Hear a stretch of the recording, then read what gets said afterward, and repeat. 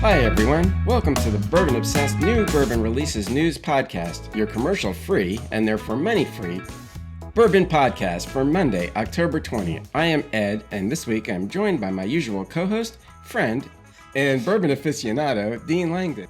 Dean, how are you doing today? I'm doing very well, Ed. Thank you for asking. It's glad to be here on a lovely Friday morning, an unusual time for us, but this is when we were able to do it this week. So looking forward to educating folks about all the new bourbon that's coming out, because it continues to roll on, doesn't it? Yeah, this Friday morning recording time is tough for some reason. I don't know. It's just our whole body clocks are off. Our mental capacities are either enhanced or I'm not sure what the opposite of that is, deteriorating, but it's one or the other. I think it's the same. Yeah. Not enough bourbon in our systems, but apparently not. We'll do what we can. Hangover from last night. So have you done anything interesting since we last met? I think when we last met, I had already been to the Pogue Distillery. We had talked about that, and that was really it. Nothing else. It's been, unfortunately, a week of work, one of those kinds of weeks. So glad to be doing this and taking a little bit of break from the drudgery. Yeah. Well, me too, except I didn't really have that much drudgery. I did some good things. You've been to a bunch of stuff this week. I went to the Maker's Mark Cellar Aged tour. So they do that tour every year when they release the Cellar Aged. Mm-hmm. And this year, it was a more complicated blend. We talked about it. I can't remember exactly. I think it's between 10, 12, and 13 year bourbons. They skipped the 11. They're getting up into the 12, 13-year-old. But it was great. I mean, those tours are always fun, and we had a fantastic flight. I mean, we got to taste all three of the cellar-aged expressions, and then we got to compare them to an actual 12-year-old Maker's that was not aged in the cellar. So you got to see the actual effects if they were left in the rickhouse for all that time. And just to refresh everybody's memory. So the cellar aged ages like normal Makers until it's mature. So, it's mature to taste, not age, as they say. So 6 to 8 years. And then at that point, it's moved into the cellar, which is a much cooler environment. I think 50 degrees or something like that.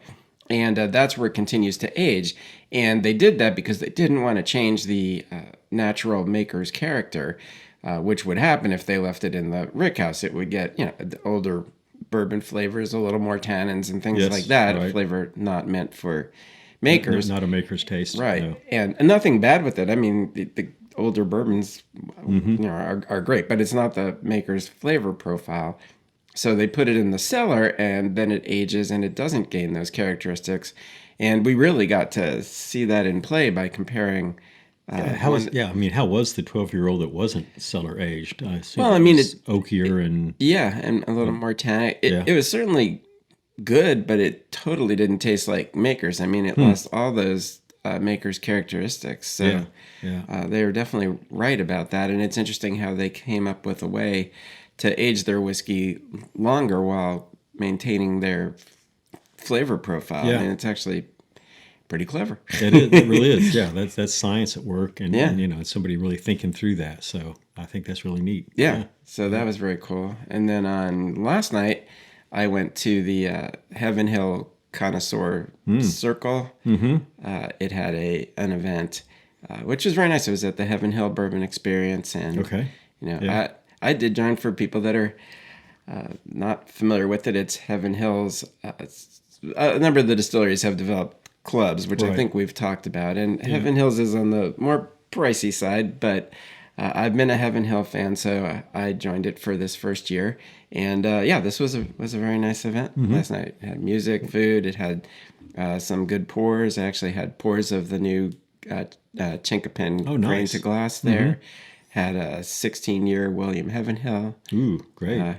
So what did in your opinion, what did the Chinkapin oak aging impart? What kind of different flavors were you able to pick up from? Well, I'm going to have to taste them again when I review them, because when you're tasting it and you're talking to people, it's not the same. Agree.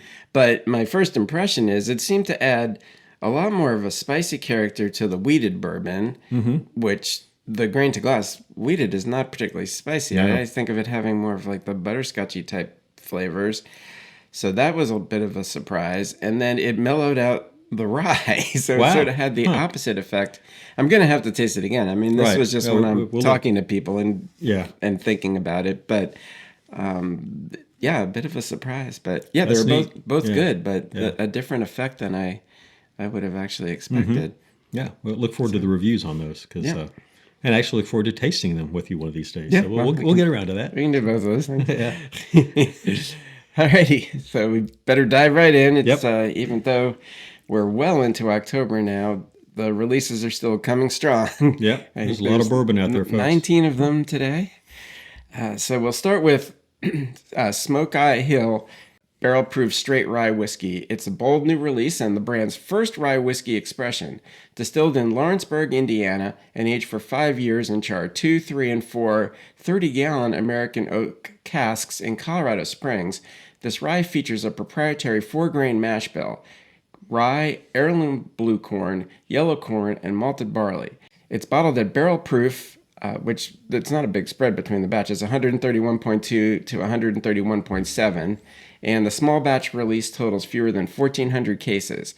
It will be available for around $89.99 or $90 in select stores across Arizona, California, Colorado, Georgia, Nevada, Washington, and Texas, as well as nationwide online through multiple providers, actually, Sealbox, Spirits Network, and Keg and Bottle.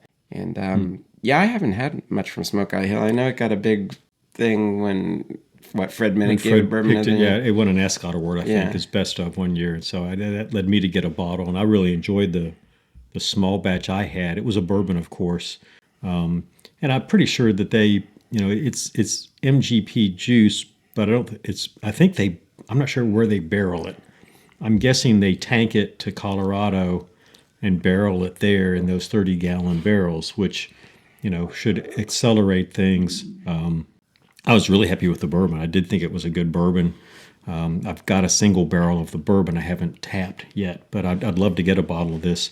I'll have to look up the online options and see if I can snag one that way. The one you had is the one that won?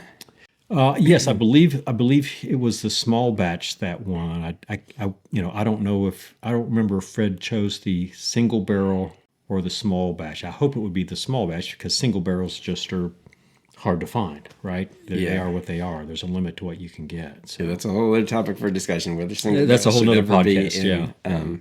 in awards things. But I mean, I like what Smokeye Hill has done. At least the products I've tasted. So. Yeah, so this one's interesting. But the other thing that's interesting, I don't know if you had a chance to look into it. The part that I commented on in the newsletter, where they say it aged for whatever 5 years, and so it says exactly in the press release, our barrel proof rye spends 5 years aging to develop depth and complexity before a percentage of our flagship bourbon is blended in. So that was interesting because its label says it's a straight rye. Obviously, that would not be a straight rye if it had bourbon blended in. Blended, right. Yeah. So Can't be both. No. So I've contacted them and tried to say, It'll be interesting to see what they say about that. I mean, I also was interested in the mash bill. I mean, having two different kinds of corn, you don't see that very often. And usually people use like a blue corn or something for its taste profile. Seems to me if you're blending different corns, you're tamping down whatever that profile is you might be trying to impart. So, well, maybe they thought it was a bit much. Could be, I mean, and it could be. I mean, but or they like the that combination, I guess. Also, if they're blending one of their bourbons in, you got to factor that into the mash bill, and so, a lot of questions. It'd be interesting to find out more specifically how they're actually crafting this one. Yeah, I was very surprised to read that they blended the bourbon in. So I don't know if that's a erroneous paragraph or comment in the press release that was meant for something else or what, but obviously it's still sounds like a very interesting whiskey, and we'll follow up in 2 weeks if they respond to Ed. So I mean, a lot's very interesting. The 3 different char level barrels, the 30-gallon. I mean, I'd sort of like to know why that choice was made. I mean, and then obviously they fact set aging at over 6,000 feet in Colorado Springs. I mean, there's a lot interesting about this. Certainly interested to taste it, and it's perfectly fine if it's got bourbon blended in it. It just sort of changes its just a category, disclosure thing, though. right? Yeah. All right, so next is, and we mentioned this briefly last week when we talked about their new master distiller. Sagamore Spirit has announced the release of their first high-rye straight bourbon whiskey, crafted with a mash bill of 60% corn, 25% rye, and 15% malted rye, which is interesting in itself. Aged for 6 years in new charred American white oak barrels and bottled at 118 proof. This release is part of the Sagamore Spirit Reserve series and celebrates the brand's combination of Maryland rye heritage and modern bourbon craftsmanship. It's available now, or sometime this month, for $49 at their distillery, and unfortunately only at select Baltimore retailers. So we don't get to try it. Yeah, limited distribution. It's almost a high malt bourbon as opposed to a high rye. I mean, that 25% is certainly, I can see calling it high rye, but boy, that's a pretty strong malt percentage. Well, this is 40. It's malted rye, unless I have the wrong information here. So that's 40% So this is rye. 40% rye. Yeah. That's very high rye. It really is, yeah. So this is, interesting for so many reasons. I mean, Sagamore Spirit is a rye distillery. That's what they've made their name on. I had heard that they had made some bourbons, but that they were mainly being given as sourced bourbons to other brands or were contract distilled. And I did not know they were going to release a bourbon because obviously that's, not really off-brand may not be the right thing, but it sort of is. I mean, they're known as a rye distillery. So interesting to see that they still stuck to an incredibly high amount of rye in their bourbon. So they've stuck to their rye roots.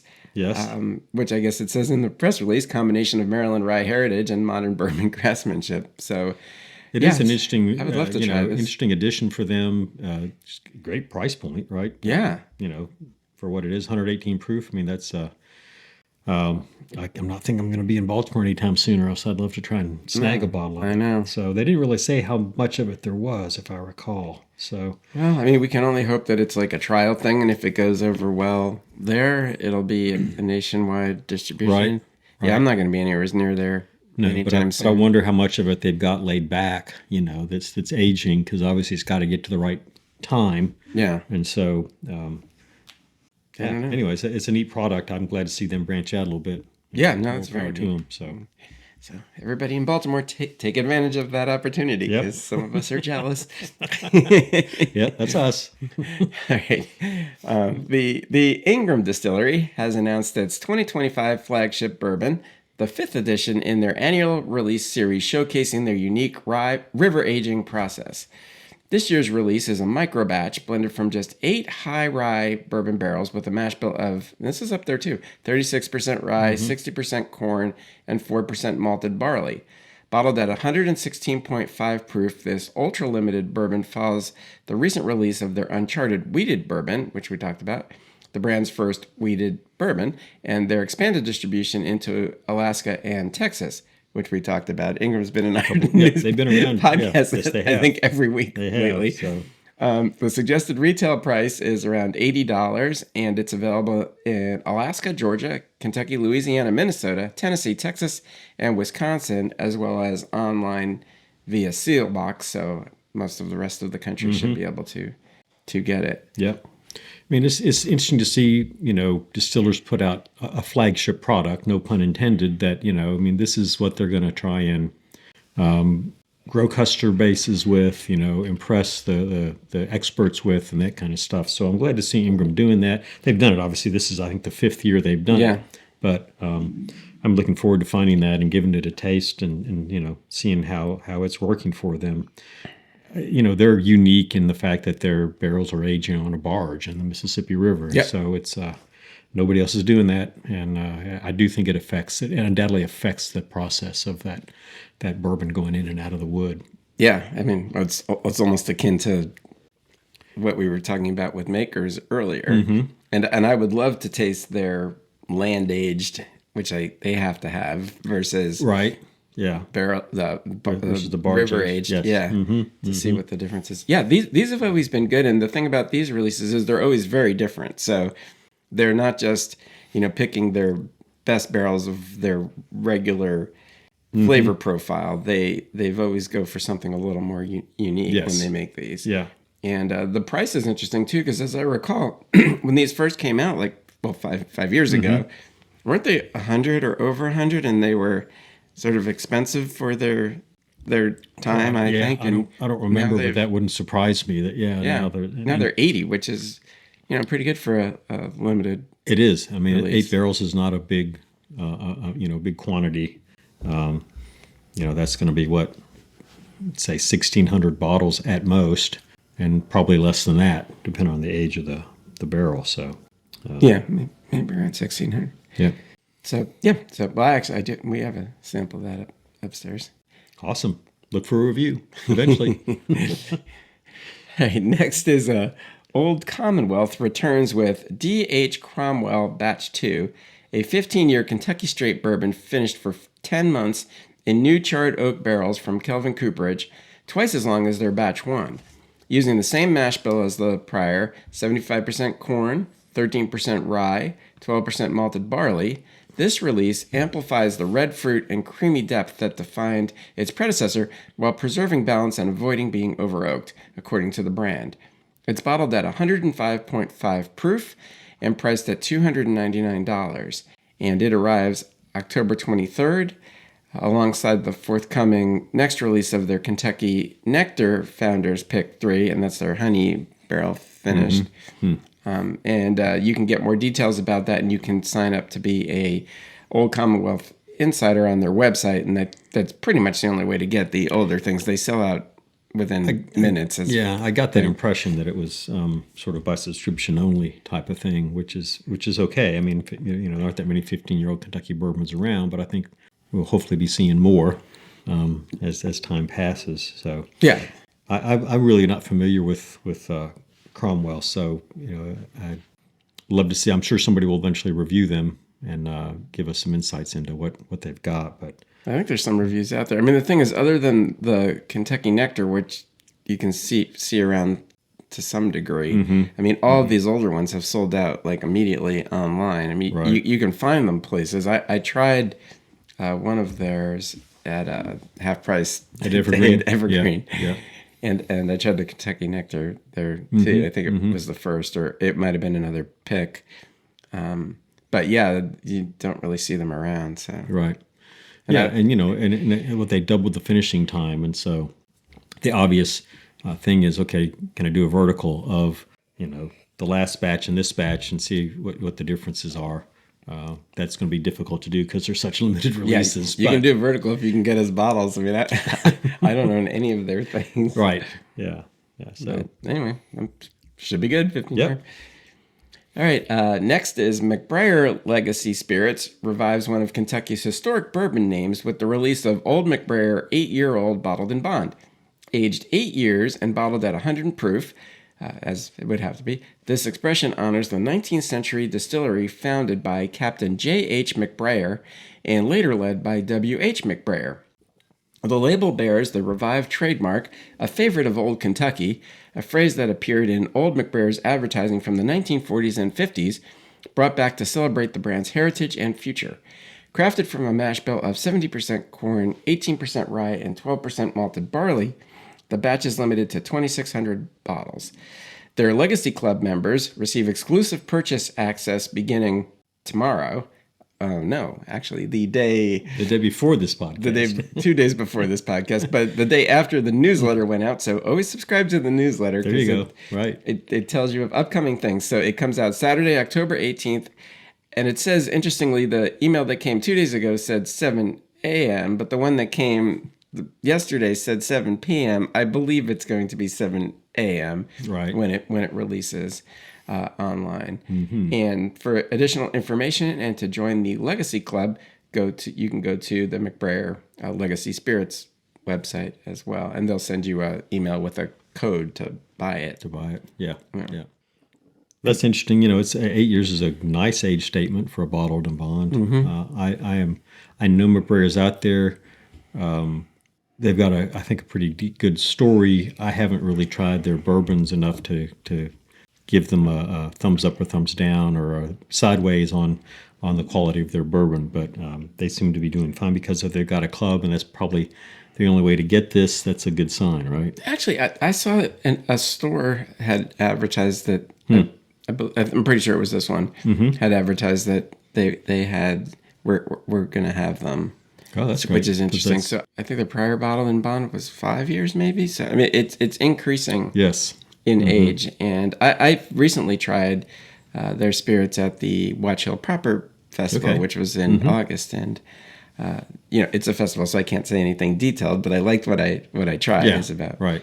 What all you can ever say from a festival. I know. I have to sit down with things for the hours that I sit down with them if I do a review to really give all the details. But festivals are like, don't like, and That's right. Yeah. this was in the like category. Didn't pour it out, right? No. So. So so I'd be interested to try that. Yeah. All right, next is Pursuit Spirits has unveiled Pursuit United Kodama Mizunara Bourbon, a limited edition blend of 2 lots of whiskey built on the brand's signature triple mash bourbon base. Each lot was finished differently, one with rare Japanese Mizunara oak, known for its exotic spice and dry woody character, and the other with infrared toasted American oak, which imparts rich vanilla and sweetness. The resulting blend combines these 2 distinctive influences for a bold and complex profile.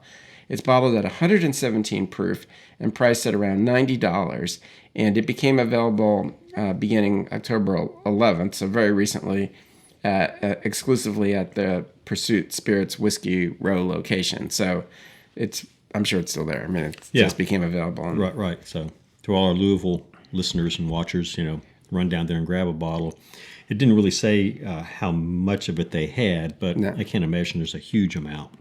And again, what Ryan does so well is blending things, and he's found some different things to blend with, and I'm sure it's wonderful. It's an interesting mix of the toasted oak, and then the Mizunara. That would be an interesting melding from the toasted oak products I've had and the Mizunara products. Those probably go together pretty well. So no, I think it'll give it some more body and some more of those classic bourbon flavors that you wouldn't get in the Mizunara finish, which gives it more of the spice and type of notes to me. Yeah. So sort of like a interesting take on it. A spicy creme brulee, right? So I'd like to try that. Yeah. So next is Woodford Reserve has unveiled their 2025 holiday bottle, a limited 1-liter release of Distiller Select Bourbon, which is their regular Woodford Reserve, bears that name, bottled at 90.4 proof and priced at $52.99. This year's design features artwork by fashion designer Alexandra O'Neill, founder of the luxury brand Markarian. Shows how much I know about fashion. I know that's a surprise. Yeah. I'm going to chime in right away about the fashion part. So anyway, I know. Well, I'm trying to give you a good segue. Marking the first time Woodford Reserve has collaborated with a fashion designer for its annual holiday edition, and plus O'Neill was Elizabeth McCall's maiden name. Oh, okay. Presumably no connection, but that was an interesting happenstance. Yeah. Yes. The label blends vintage influences with modern sophistication, showcasing a garland stripe of winter berries and stars set against a muted sage background. A look O'Neill described as a beautifully wrapped gift, precious and celebratory. The bottle is available nationwide, online with shipment to limited states, and at the Woodford Reserve Distillery, which offers complimentary engraving with purchase. I didn't realize they did that. I did not know that either. So that's a nice touch to have an engraved bottle. So yeah, and again, it's Woodford's regular juice, which is good juice, right? So I thought it was a very pretty label. I wish I had time to look up the company that Miss O'Neill founded. I didn't have a chance to do that and see what kind of fashion line is there. You can't just open your closet. I can, but there's no Markarian in it. So, what about Beth? Not many brand names. It tends to be. I'm trying to think what the Target brand name was that was popular a while back. That's no, we don't have much in the way of designer clothing at our residence. So we have T-shirts from all sorts of bourbon purveyors, but anyway, yeah. So yeah, it's very pretty. I'm sure it'll sell well, and if you're going to give bourbon as a gift, and somebody's not necessarily a bourbon geek, it's a nice bottle. Yeah. It's a great way to share the joy. No, these are very collectible, I think. I mean, people buy them every year. Yeah. So, and they always have well, they're usually artists. Mm-hmm. But, I mean, designers are artists, just different. Right. And apparently this is the first time they've used a fashion designer. And so, we can have the whole philosophical discussion of, is it art? And I'm going to go, yes, it is. It's, designing fashion is just, another form of art. You can go to University of Cincinnati and you can learn how to design sneakers. So if there's a college program for it, by golly, it's art. So I hear if you design sneakers, or put the right name on sneakers, it's quite lucrative. It can be. That's what I've heard. I don't have any of those either. No.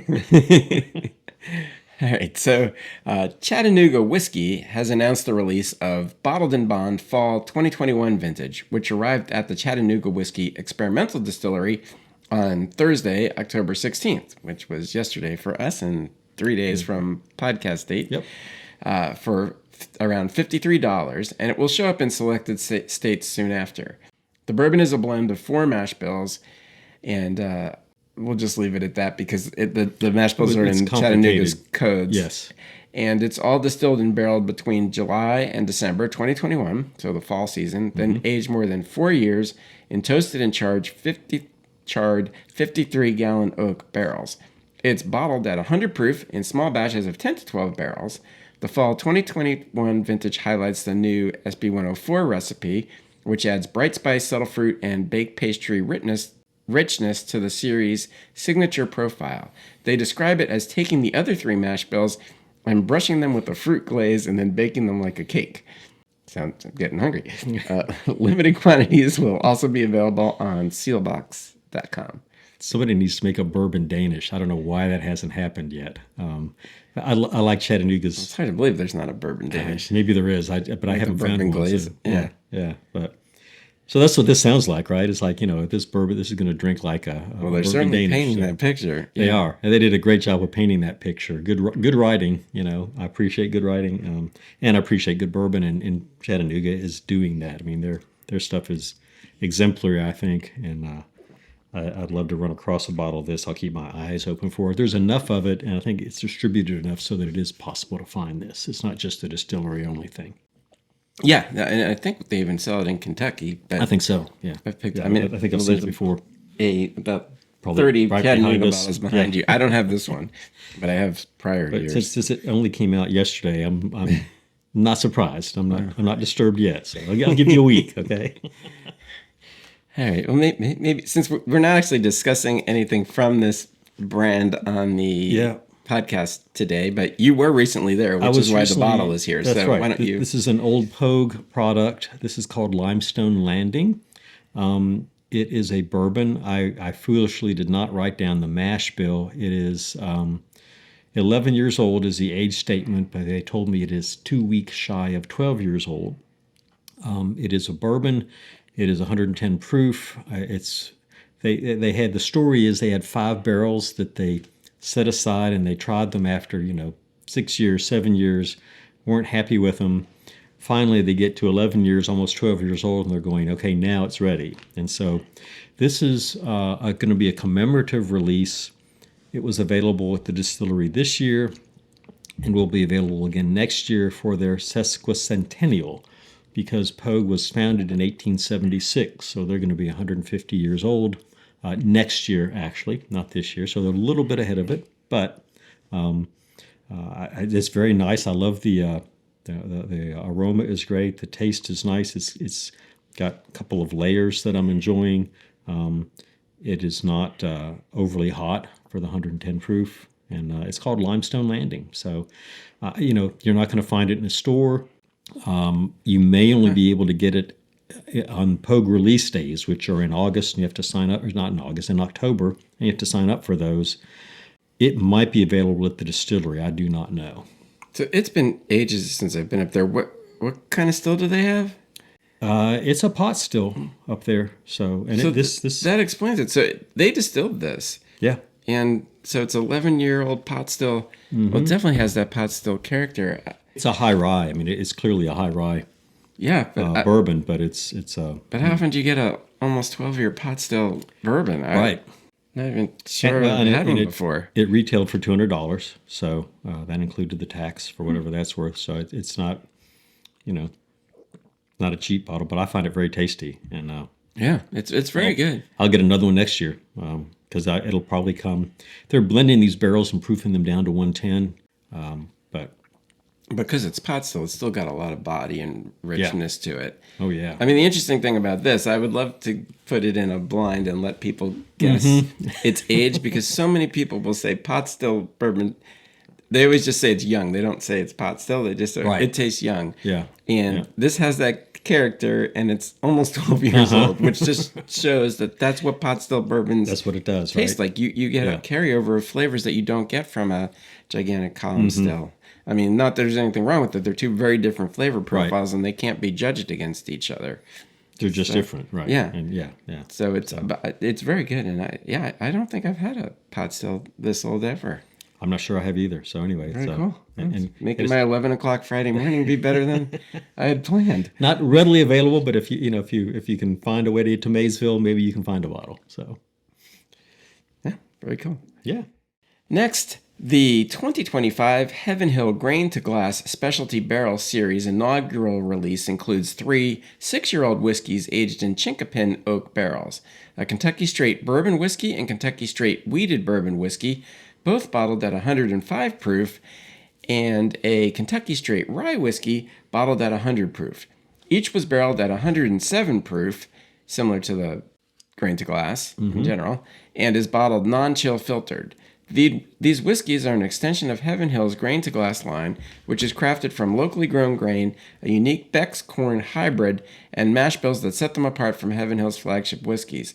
Bottles will be available nationally beginning in November 2025, and as of very recently, they've been available at the Heaven Hill visitor experiences. The thing is, it's a little confusing. I think the flight is offered in one place and the bottles are offered in another between the Bourbon Experience and the Heaven Hill Springs. So I think that could all change. So if you're interested in buying them, I would call before you go. Just motor over there, right? Yeah.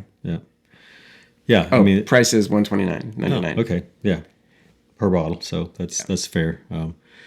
It's interesting, and we talked about it a little bit at the beginning, how you think it affected the taste and all that. So this is, to me, a good example of, one, experimentation, and two, some of the partnerships. So the partnership with the local farmers with the corn variety, but also it's an independent stave barrel product. And, you got to work closely with your barrel makers when you're doing this.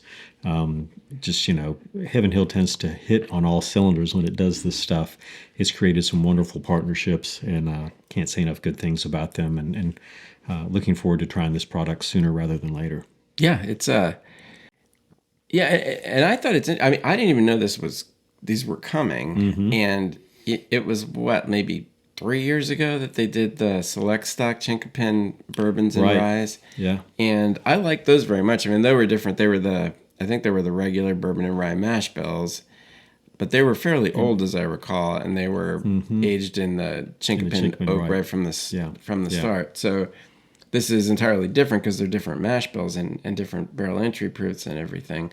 But Heaven Hill has done chinkapin in the past. And offhand, I don't know if it's been in anything else, but they've released so many things, it's hard to believe that it wouldn't have been in something along the line. But yes, I like this experimental. And I mean, I was almost wondering if these are sort of replacing select stock, if these are going to now have their... That's an interesting concept. Yeah, maybe they will. Because they are somewhat different mash bills, right? I mean, they're very different mash bills. 63% rye on the rye, which is, different. And so, it's a lot of experimentation going on. And we love to see that. So yeah, nice. Very cool.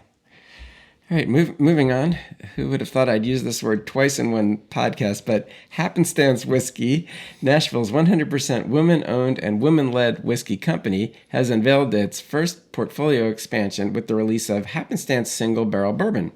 Following the brand's award-winning Founders Edition, this 9-year-old straight bourbon is distilled in Kentucky and bottled at 110 proof.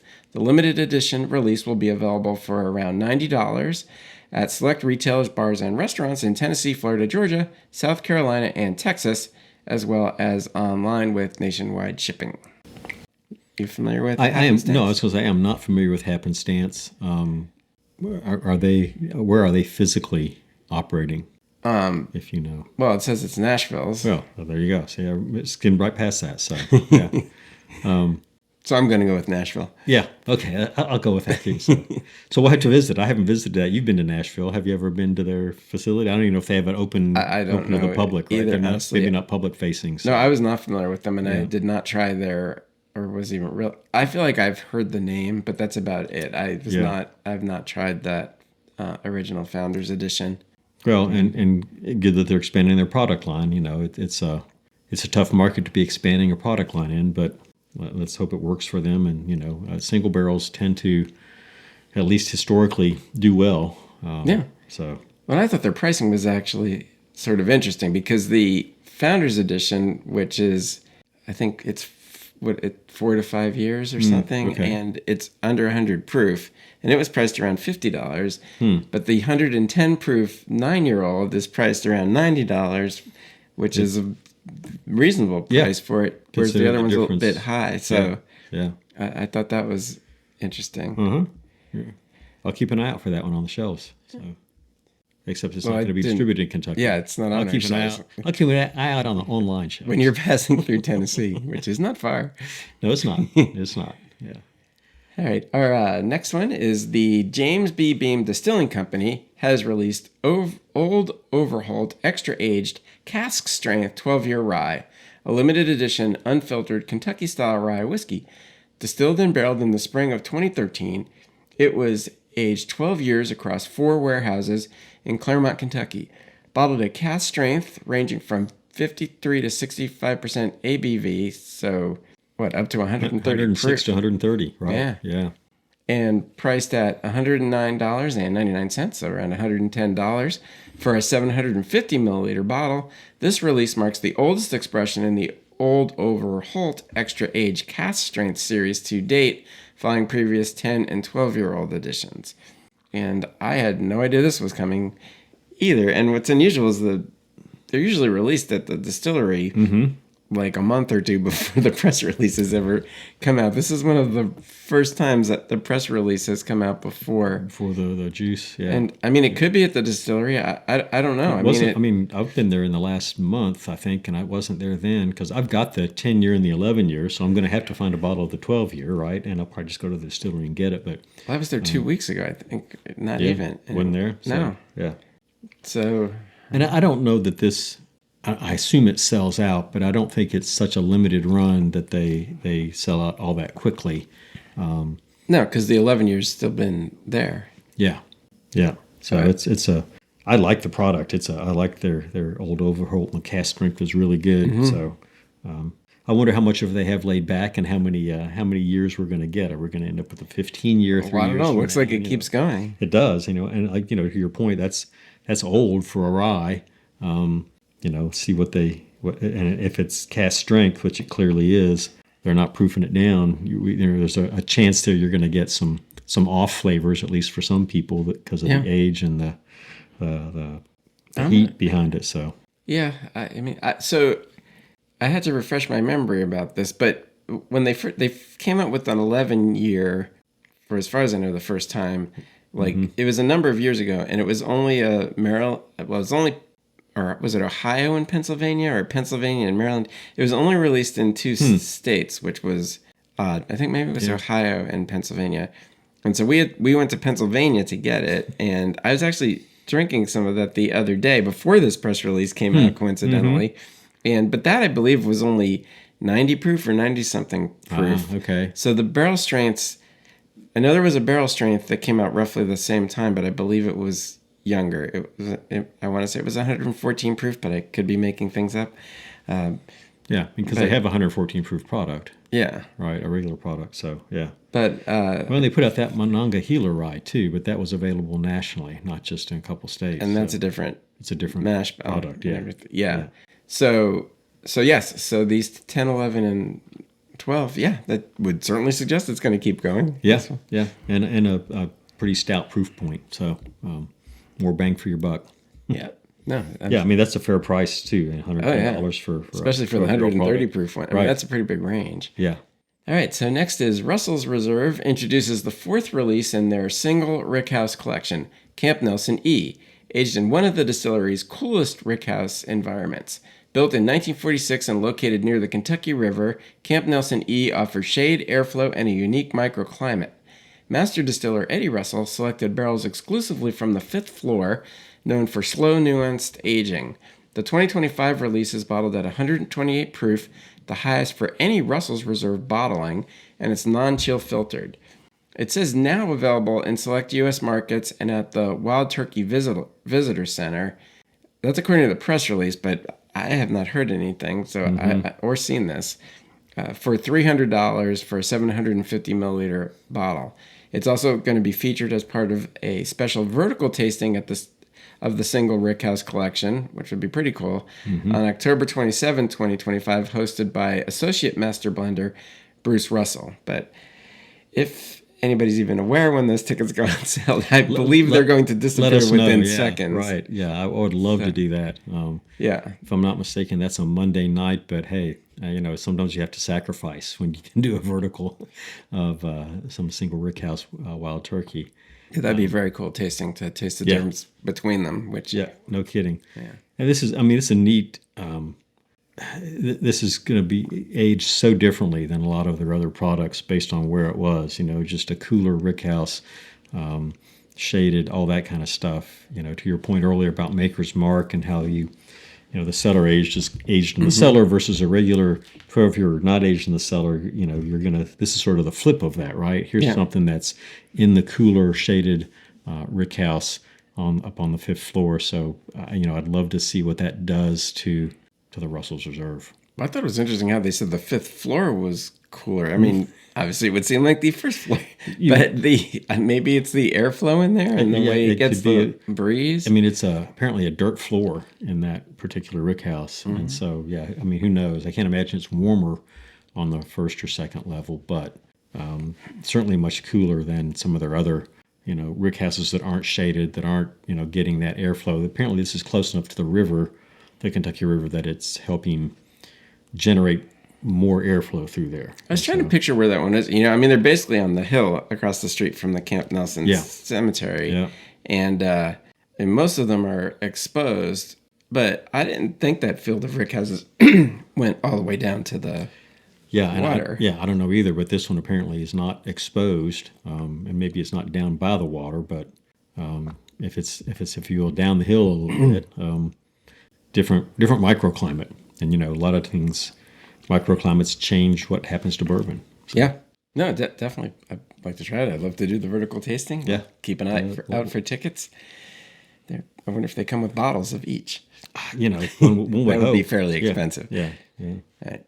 So next, Frey Ranch is launching its first ever malted 4-grain single barrel bourbons in 750 milliliter bottles, alongside the return of its OG 365 milliliter expression malted 4-grain bourbon batch number 3, which was formerly known as Quad Malt.